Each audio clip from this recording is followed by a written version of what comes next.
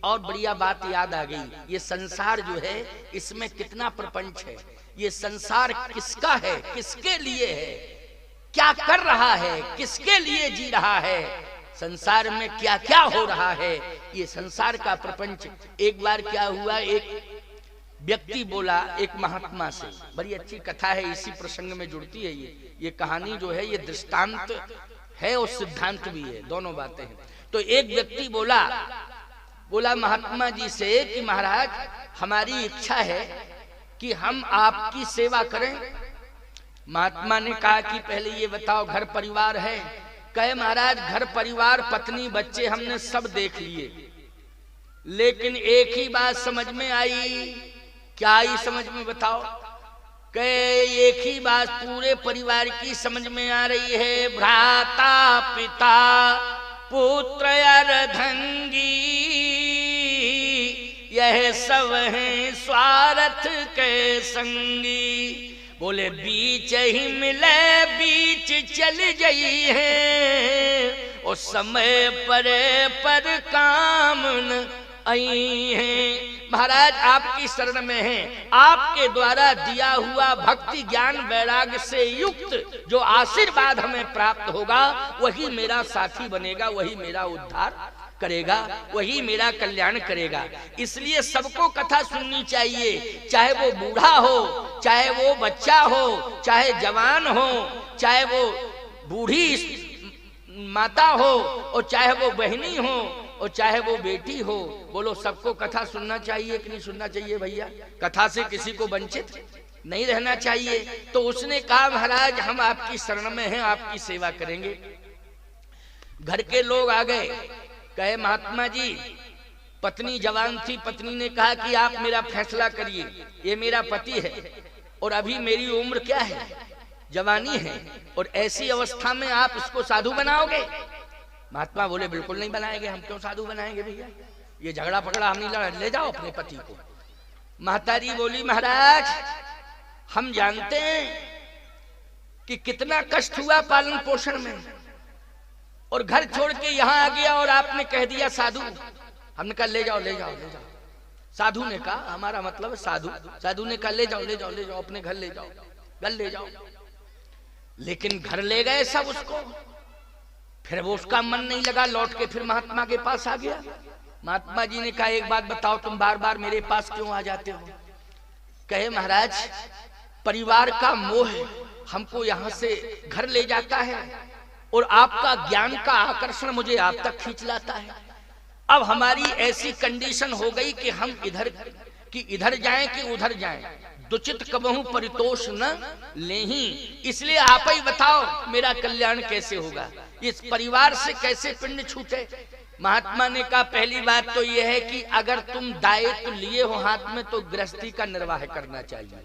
देखो भाई एक बात बताएं, अगर किसी ने गृहस्थ जीवन अपना लिया है तो उसे गृहस्थी का ठीक से निर्वाह करना चाहिए। और जब गृहस्थी का निर्वाह ठीक से हो जाए, बेटे संभालने के लायक हो जाएं, तो भले ही आप वानप्रस्थ अवस्था में प्रवेश कर जाएं, इसके बाद आप संन्यास्त अवस्था में प्रवेश कर जाएं, ये अलग अलग स्थितियां हैं। लेकिन प्रथम दृष्टिया तो यही है कि गृहस्थ जीवन में यदि आप हैं तो आपको सबसे पहले गृहस्थी को संभालना चाहिए। उसमें चाहे सुख मिले और चाहे उसमें दुख मिले, कुछ भी मिले, ये नहीं सोचना चाहिए कि हमें दुख मिल रहा है तो हम घर छोड़ के भाग जाएंगे।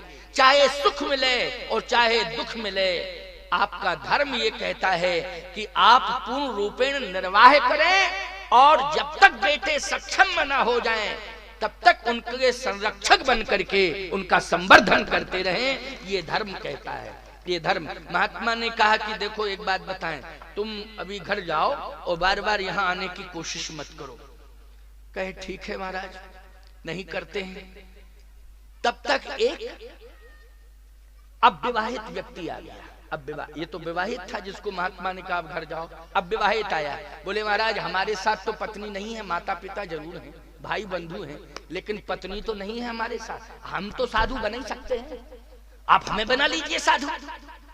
महात्मा बोले ऐसा है कि माता पिता से आज्ञा ले लो, अगर वो कह दें तो बनाए, भले ही तुम्हारा विवाह नहीं हुआ है, लेकिन माता पिता से पूछना चाहिए कि नहीं पूछना चाहिए? जाओ पूछ के आओ।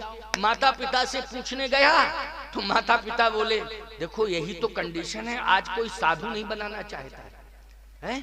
भले ही मूंगफली बिचवावे बाजार में कि मूंगफली बेचो, रेवड़ी बेचो, बीड़ी बिंडल बेचो, गुटखा ये भी बेचो, लेकिन साधु पता नहीं क्या बात है भाई।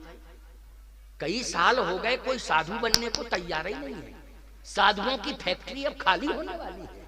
हाँ, वैसे टेम्परेरी साधु तो मेकअप वेकअप करके अपना कपड़ा पहन के आ जाएंगे, अलग बात है, ऐसे तो बहुत मिल जाएंगे, लेकिन साधु नहीं मिलते, असली साधु मुश्किल की बात है। क्यों भैया?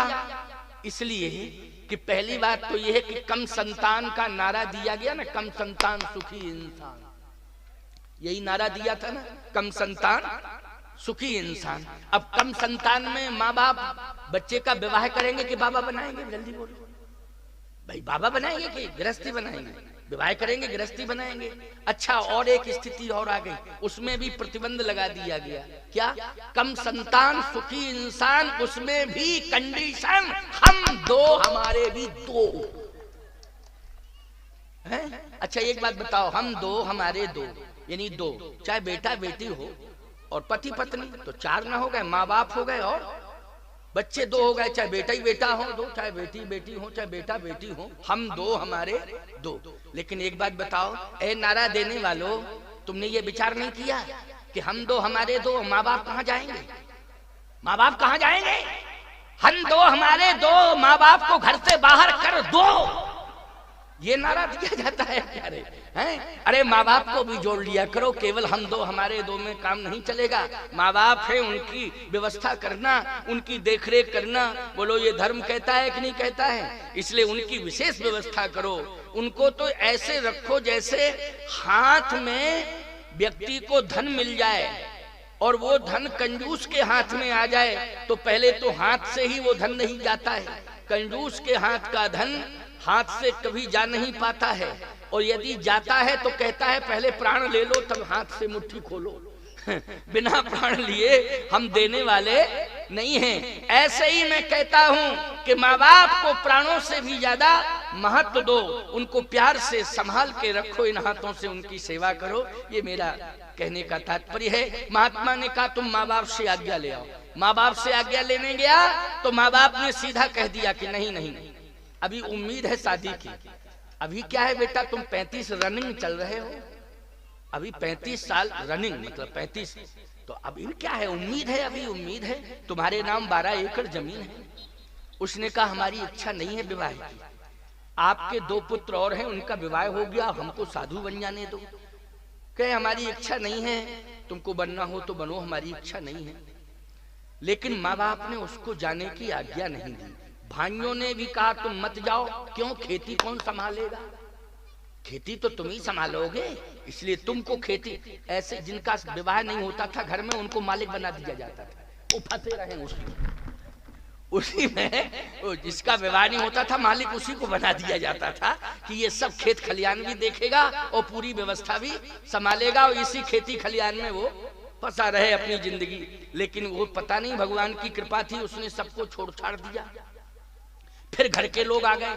महात्मा ने कहा एक काम कर, मेरी बात मान, तुझे हम साधु इसलिए बना सकते हैं कि तू बार बार मेरे पास आता है और तेरा वैवाहिक जीवन नहीं है, इसलिए तू साधु बनने लायक है। लेकिन घर के लोग पिंड नहीं छोड़ रहे हैं, तो मैं एक बात बताता हूं तुझे, मेरे अनुसार चल, अभी तू घर जा, लेकिन बेटा 1 हफ्ते की ट्रेनिंग में दे रहा हूं प्राणायाम की, और प्राणायाम में सांस का साधना ये मैं तुझे बता रहा हूं, और लंबी सांस तू खींच जाएगा, इतना हम प्राणायाम में तुझे बता देते। 1 हफ्ते प्राणायाम कराया, ऐसा अभ्यास कि सांस लंबी खींच गया। कहे कि अब ठीक है, घर में जाना और प्राणायाम करना और सांस लंबी खींचना, चिंता मत करना, बस लेटे ही जाना सीधे। फिर देखता हूँ ये घर वाले लोग, घर के लोग क्या करते हैं, क्या नहीं, कितना प्यार करते हैं तुझसे घर के लोग। उसने कहा ठीक। घर के लोग फिर आए लेने के लिए, कहे हम चल रहे हैं। घर में गया, लंबी सांस खींच के लेट गया। घर वाले घबरा गए, बोले प्राण निकल गए, प्राण निकल गए। डॉक्टर को बुलाया, डॉक्टर बोला नाड़ी नहीं मिल रही है, क्या किया जाए? अब क्या है? बोले हमारी तरफ से तो जवाब है कि अब कोई उपचार नहीं है। याद रखना, उसको उठा के गुरुजी के पास ले गए। उसे कहे गुरुजी संभालो, आप ही को अर्पित कर रहे हैं। अब देखा आपने, ये संसार है, प्राण थे तो हमारा है, प्राण निकल गए तो गुरुजी का। लो देखा आपने, कहे गुरुजी संभालो, अगर प्राण वापस आ जाएं तो आप ही का है गुरुजी, हम लोगों के हाथ से तो गया। महात्मा ने कहा अच्छा अच्छा अच्छा अच्छा, तो क्या चाहते हो?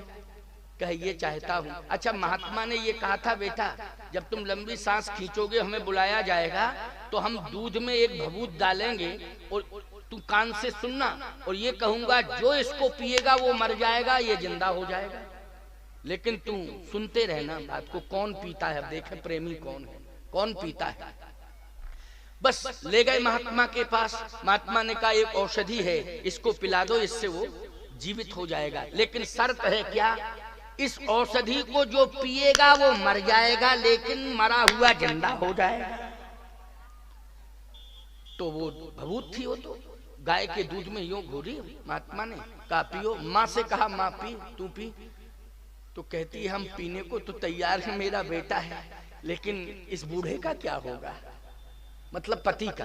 तो ठीक है, वो पति के लिए जी रही है भाई, बात तो यही है कि पति की सेवा कौन करेगा, तो पति के लिए जी रही। अब बूढ़े से कहा कि तुम पी लो, तुम्हारा बेटा है, तुम बाप हो। कहे कि हम पीने को तो पी लेते, लेकिन इस बुढ़िया का क्या होगा। तो बुढ़िया बूढ़े के लिए, बूढ़ा बुढ़िया के लिए, दोनों ने।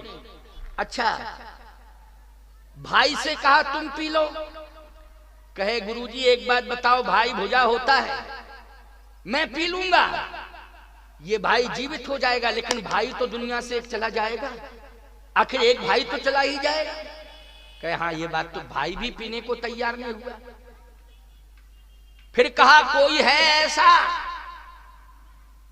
जो इसे जिंदा करने के लिए इस मौत को स्वीकार करे। किसी ने मौत को स्वीकार नहीं किया। महात्मा जी ने कहा कि अब हमारे ऊपर दोषारोपण मत करना।